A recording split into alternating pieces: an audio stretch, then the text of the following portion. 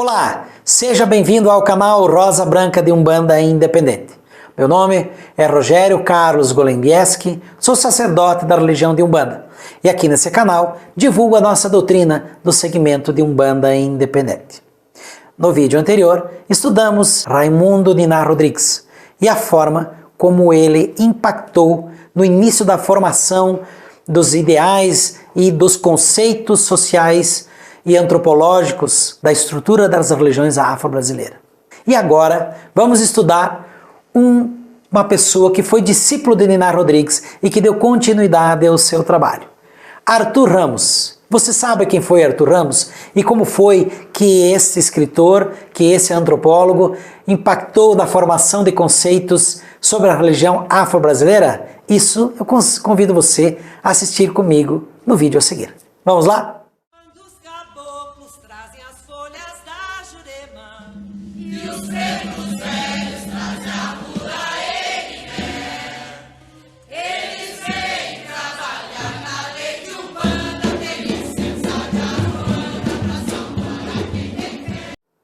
No vídeo anterior, estudamos como Niná Rodrigues se esforçou para comprovar a sua tese de que o negro era inferior por conta de características físicas, cor da pele, tamanho do crânio, estudos científicos que ele fazia, dizendo que o negro estava predestinado à inferioridade por questões biológicas.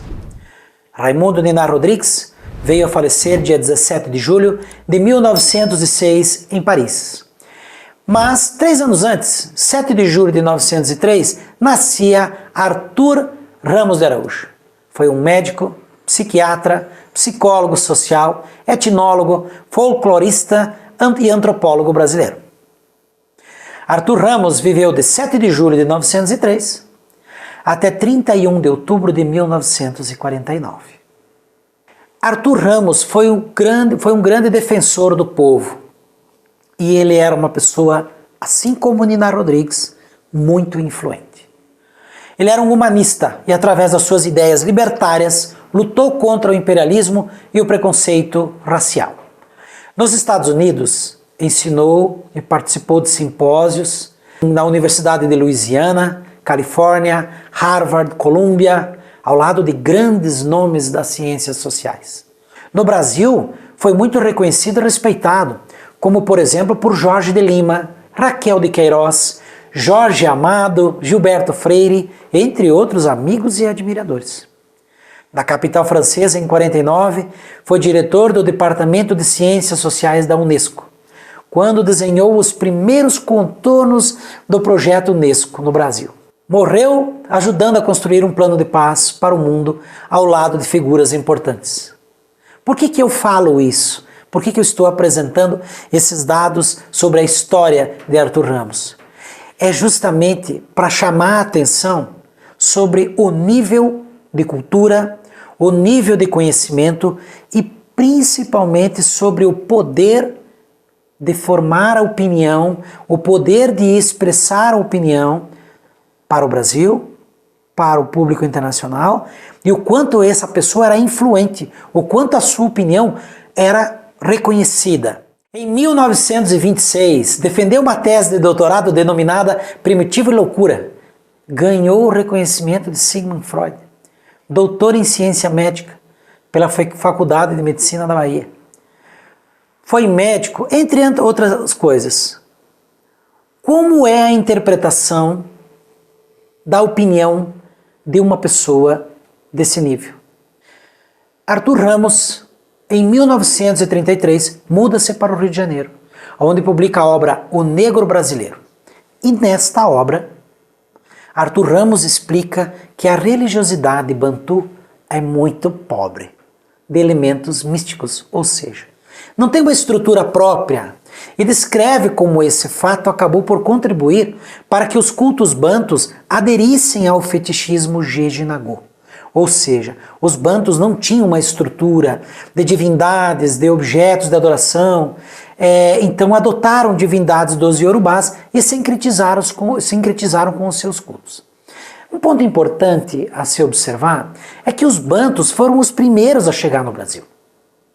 E quando chegaram aqui, eles foram separados das suas famílias e levados às fazendas no interior do país para trabalhar. Era o início da colonização brasileira. Tiveram uma vida rural. Isso aconteceu nos primeiros 300 anos do Brasil. E o Brasil não tinha estrutura que permitisse a comunicação entre os povos de outras localidades, obviamente. Os bantus tinham contato com os índios e secretizaram suas crenças. Mas os iorubás chegaram em meados de 1850. E a realidade africana era outra, a realidade do Brasil era outra. E então, no nosso ponto de vista, na nossa doutrina, essa comparação de cultura é injusta, porque são realidades muito diferentes.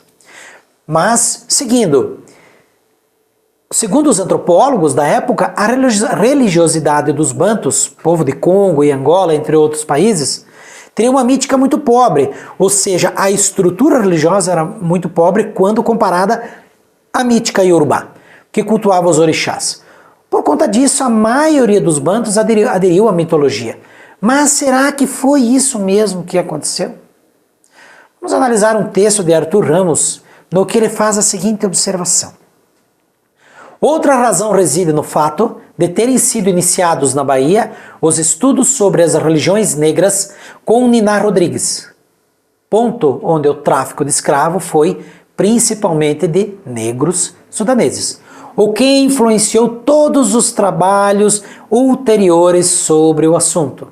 E tal foi a influência dos sudaneses na Bahia, pelo número e pela maior riqueza dos seus elementos míticos, originando uma espécie de religião geral Jeje-Nagu, que o próprio Niná Rodrigues teve as suas vistas desviadas de qualquer outro tema negro religioso que não fosse Jeje-Nagu, muito embora tivesse entrado também negros bantus, principalmente angolenses na Bahia. Vejam, Arthur Ramos explica que Niná Rodrigues focou somente no povo iorubá, na religião iorubá e principalmente somente na Bahia, como sendo a referência principal para a religiosidade brasileira. Arthur Ramos reconhece o legado banto na formação, por exemplo, da nossa língua, ao mesmo tempo em que concorda com Niná Rodrigues quanto à falta de elementos do candomblé banto, os quais mereciam, segundo ele, ser pesquisados. Porém, fica muito claro na sua obra que o sincretismo é algo considerado como uma forma deturpada de religiosidade. Em seu texto ele diz: de modo que chegamos a esse resultado curioso e aparentemente paradoxal. De um lado, a riqueza de contribuição linguística de origem banto, em detrimento de pesquisa congênere de procedência sudanesa. De outro lado, a forma inversa, estudos de etnografia religiosa, de elementos sudaneses e nada ou quase nada sobre religião e os cultos bantus. No entanto, eles existem, deturpados e transformados nos candomblés e nas macumbas de vários pontos do Brasil, quase irreconhecíveis pela obra rápida de simbiose das espécies míticas, e tão irreconhecíveis que o professor Niná Rodrigues já escrevia taxativamente em 1900 do seu animismo fetichista. Eu procurei em vão, entre os afro-baianos, ideias religiosas pertencentes aos povos bantus. Se pegarmos o texto que acabamos de ler e juntarmos com o texto a seguir, vamos ter uma ideia clara de que o sincretismo era considerado uma forma inferior de religiosidade. E a pureza do Jeje-Nagu é tida, mesmo com certo sincretismo, como mais considerável na ordem descrita pelo autor. Ele diz: foi em virtude da minha profissão de médico, legista e clínico, que me pus em contato na Bahia com as classes negras e mestiças de sua população, mais adiantada, diz ele. Transportando-me para o Rio de Janeiro para instalar um serviço de higiene mental na escola do Distrito Federal, pus-me a estudar a população proletária dos morros e por aí, progressivamente, penetrei no recôndito das macumbas e nos centros de feitiçaria. A macumba carioca começa a aparecer nas obras. Já é, de início, classificada como obra de feitiçaria. E a sua classificação, diz ele, ocupa o primeiro lugar no modelo, o Jeje-Nagô. Veja que nós temos agora a classificação formalizada. Os antropólogos começam a colocar nas suas obras, começam a apresentar nas suas obras uma classificação que vai sendo imposta à sociedade brasileira, à sociedade internacional, aos estudiosos, como sendo uma hierarquia. Vejam que isso não é uma coisa espiritual, isso não é uma coisa de terreiro, é uma coisa de acadêmico, é uma coisa de antropólogo, de sociólogo. Agora nós temos um antropólogo classificando as religiões, colocando elas num modelo de superioridade. E ele diz, ocupa o primeiro lugar o modelo Jeje-Nagô. Aí ele diz, Jeje-Nagô, Mussumi, Banto, Caboclo, Espírita, Católico. E ainda diz que esta última modalidade que predomina no Brasil, entre as classes atrasadas, negros, mestiços e brancos da população.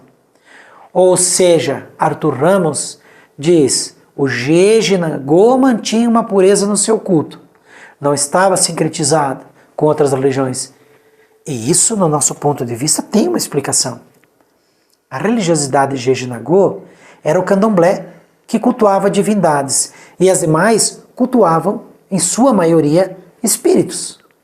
Tanto que no candomblé banto, que foi o primeiro a surgir no Brasil, temos o culto dos inquices, que são as divindades, separado, mas em paralelo também tem o culto dos caboclos, que são as entidades brasileiras, que é o candomblé de caboclo.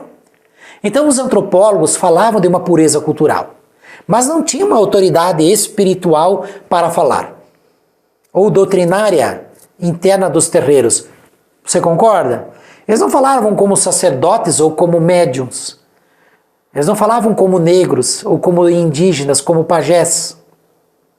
E eles falavam como pessoas e de acordo com a interpretação que eles tinham no contexto social. O Jeje era maior. Na Bahia haviam mais iorubás, havia mais cultura Jeje-Nagô, havia mais candomblé. Então, por interpretar de forma externa, eles elegeram isso como sendo superior às outras. Então nós, no nosso ponto de vista, no ponto de vista da nossa doutrina, nós interpretamos que na cultura banto se incorporavam os tatas, os espíritos dos ancestrais, que conhecemos até hoje como os catiços. Por exemplo, Rei do Congo, Preto Velho, Ancestral, que traz em seu nome o nome da rota da escravidão, o nome do país de origem, por exemplo, João do Congo, né? Vó Maria da Guiné, que nada tem a ver com os orixás. Esse conceito ele foi imposto porque os antropólogos divulgaram amplamente a ideia de que somente a religião dos orixás era pura e superior por não ter um elemento de outra religião. Enquanto o culto dos caboclos, por exemplo, o culto da santidade, a cabula, o catimbó, a jurema, a macumba, tinham o mesmo princípio que o espiritismo. Isso deu abertura para o sincretismo com os santos católicos. Mas, se falarmos de pureza cultural, sim, nós temos que concordar. O candomblé Jeje-Nagô tinha uma mítica e ritualística própria, distinta e conservada. Uma ritualística linda, que é mantida até hoje, que merece todo o nosso respeito, tem todo o nosso respeito e nossa admiração. Nós estamos apresentando aqui comparação de melhor ou pior. São diferentes. Todos merecem ser respeitados. O que estamos apresentando aqui é a nossa interpretação a respeito da interpretação que os antropólogos e sociólogos e acadêmicos do início do século tiveram sobre o contexto social e a religiosidade afro-brasileira. Arthur Ramos deixou na sua obra informações muito importantes ao descrever os rituais que ele presenciou. Por exemplo, ele descreve os orixás antes da influência católica. Ele diz, essa concepção dos orixás ídolos, francamente politeísta, é ulterior à primitiva noção fetichista e proveio de contato com as religiões mais adiantadas, principalmente a católica, com toda a série de santos do seu agiologio. O fetichismo puro é um vasto sistema cosmolátrico, onde os orixás são a expressão das forças da natureza. Arthur Ramos nos apresenta uma situação interessante nesse trecho da sua obra. Ele alega que antes do contato com a religião católica, o orixá era a representação da força da natureza. E nesse contato foi que esse contato com a religião católica foi que o africano deu personificação ao orixá. Segundo a obra de Arthur Ramos, a nossa interpretação do texto é que, lembrando que o fetichismo é a crença que um objeto traz em si a essência do divino, ele faz um apontamento importante. O orixá, ele era interpretado como uma força da natureza, algo até abstrata, como por exemplo o vento, a água, né? E agora o orixá deixa de ser abstrato e subjetivo e passa a ter uma personificação, ou seja, ele sai do fetichismo e a crença evolui para o politeísmo, isso é, a crença de vários deuses, né? A idolatria. Então, Ogum deixa de ser a tecnologia, Ogum deixa de ser a guerra, deixa de ser a evolução e começa a ser identificado como São Jorge, por exemplo, começa a ser identificado como São Sebastião em algumas regiões, ele começa a ser identificado como Santo Antônio em outras. Arthur Ramos faz uma distinção muito importante entre o candomblé Jejinagô, né, o candomblé Yorubá, os orixás, e o culto de origem banto. Ele, na obra O Negro Brasileiro, de 1934, ele cita a Umbanda, a Imbanda, Umbanda e a Quimbanda. Nessa obra, ele descreve um terreiro, isso mesmo, aonde o sacerdote é chamado de o Umbanda. E na descrição, o autor cita o sincretismo com os orixás e os santos, mas também descreve como o culto era simples e bem diferente do Jejinagô, do candomblé, pois o protetor do terreiro não é um orixá, e sim um preto velho. Ele diz: o grão sacerdote dos angolaconguenses, o Quimbanda, passou ao Brasil com os nomes de Quimbanda e seus derivados, Umbanda, Imbanda, Banda, do mesmo radical Umbanda, significando ora feiticeiro, ora sacerdote, ora lugar da macumba ou processo ritual. Em Angola, o Quimbanda preside a todas as cerimônias do culto e desempenha ainda funções sacerdotais. Dita preceitos que são observados como verdadeiros tabus. É a Quigila, ou Quizila, preceito proibitório de atos ou alimentos. Sobreviveu no Brasil com a significação de repugnância, horror, desconfiança, etc. E daí as expressões Quizila, Quizila e Inquisilar.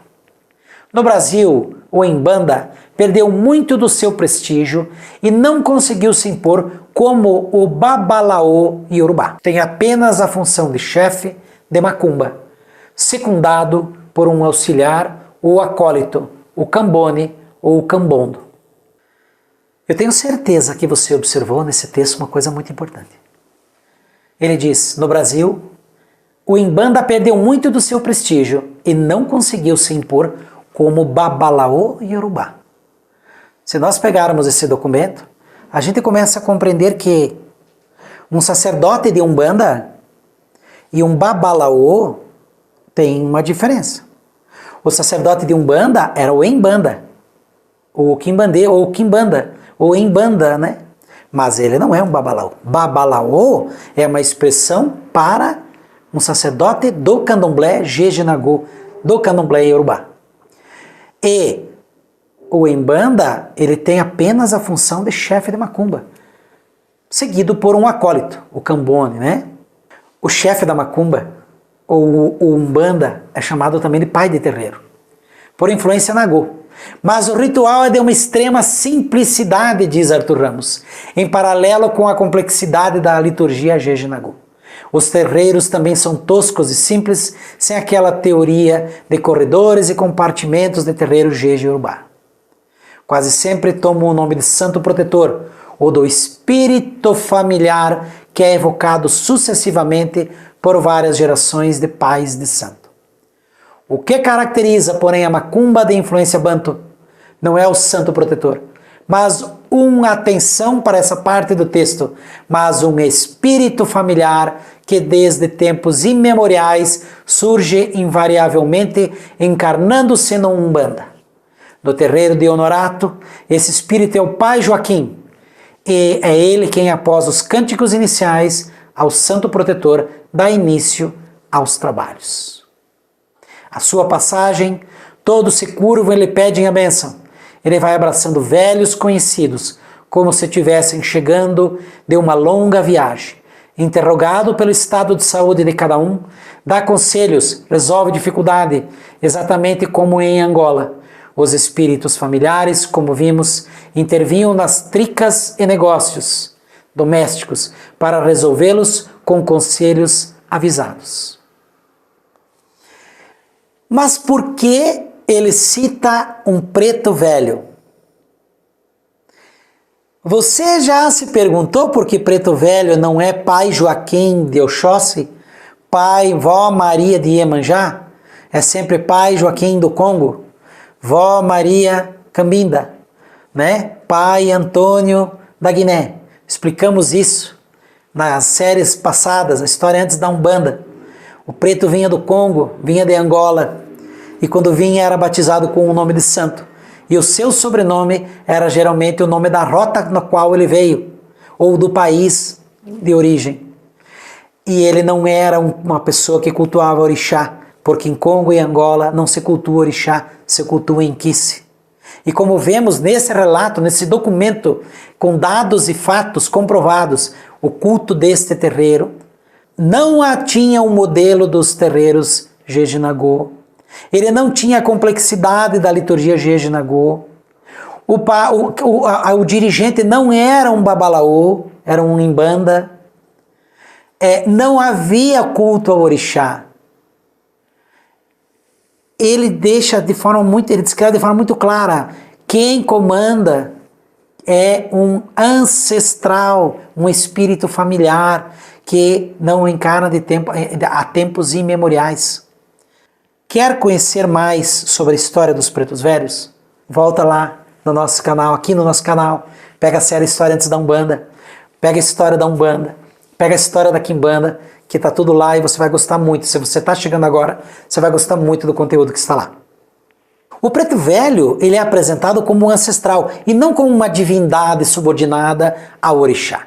O autor diz: foi no terreiro de Honorato, situado à época no alto de um morro de Niterói, Rio de Janeiro. Esse terreiro era dedicado a algum megê. Para o autor, em consequência, ao sincretismo Jejinagô. Mas ele diz, não é o fetiche de algum que está lá, ou seja, não é o orixá que está assentado, como seria num altar de orixá no culto Jejinagô. É o seu correspondente católico, que no Rio é São Jorge. Arthur Ramos ainda pontua algo muito, mas muito importante. Ele diz que o que caracteriza, porém, a macumba de influência banto não é o santo protetor, mas um espírito familiar. Ou seja, o povo banto cultuava ancestral, não cultuava orixá. Nesse texto apresenta o preto velho, o pai Joaquim, como um ancestral, um preto velho. O ponto cantado que descreve na obra, se percebe nitidamente que é uma entidade do Congo e Angola e nada tem a ver com o culto dos orixás.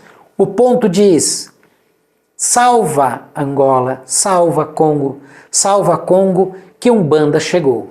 O coro responde, acompanhando o ritmo com palmas. É recado do Congo, bênção de Deus. Então, a gente percebe que houve um sincretismo. Mais adiante nessa série a gente vai entender por que os orixás foram trazidos para dentro do culto banto, para dentro do culto indígena. Porque todo mundo adotou o nome dos orixás. Mas, na prática do culto, o que se cultuava não era o orixá. Assim como nós também vamos estudar aqui nessa série, que o africano também tinha o santo católico dentro do seu culto religioso, mas não necessariamente cultuava o santo católico. Da mesma forma, o banto tinha o orixá dentro do seu culto, mas não necessariamente cultuava o orixá. É muito importante que com o que eu apresentei nesse vídeo até agora, você que está estudando com a gente, entenda que Arthur Ramos seguiu a mesma linha de Raimundo Nina Rodrigues. Arthur Ramos defendia a superioridade Jeje-Nagô. Então Arthur Ramos descreve, até aqui, um terreiro em que havia um sincretismo, porque o nome do terreiro era Ogum Megê. Havia o sincretismo católico, porque no altar não estava o fetiche de Ogum, não havia a pedra, o assentamento, ou o que quer que fosse de Ogum, mas sim a imagem de São Jorge. Então nós já temos duas coisas sincretizadas. O Jeje-Nagô, o nome Jeje-Nagô, a imagem católica, mas na prática, na ritualística, quem comandava o terreiro era um preto velho do Congo. Na prática, a estrutura do terreiro não era a estrutura de um terreiro de candomblé. Na prática, o que se fazia não era uma missa católica. Na prática, na parte espiritual, o que acontecia realmente era uma prática do Congo, era um culto banto. Então nós temos um aspecto exterior de candomblé, um aspecto exterior de culto a orixá. Nós temos um aspecto, como também temos um aspecto exterior de culto católico. Mas nós temos na prática espiritual, a parte espiritual, nós temos um culto banto, um culto de preto velho, uma sessão de preto velho. Importante que você grave que Arthur Ramos, assim como Nina Rodrigues, também defendeu a ideia de que o negro era inferior por aspectos exteriores, físicos, aparência, biologia. É importante que você grave até aqui que Arthur Ramos esteve num terreiro e até agora descreveu o culto como sendo um culto sincrético, mas que em sua essência espiritual, na parte espiritual, é um culto que cultuava a religião banto. Mas seguindo adiante nessa narrativa, nós vamos ver que Arthur Ramos apresentou as linhas de trabalho. Um texto fantástico, de uma riqueza histórica muito grande. Ele apresenta como eram as linhas de trabalho naquela época, no início do século. E afinal de contas, como é que as linhas de trabalho se manifestavam, quais eram os espíritos que formavam as linhas e quais eram as linhas que se trabalhavam nesse terreiro de Honorato que Arthur Ramos descreve. Isso, eu convido você a descobrir comigo estudando no nosso próximo vídeo. Até lá, eu desejo a todos o meu fraterno Saravá.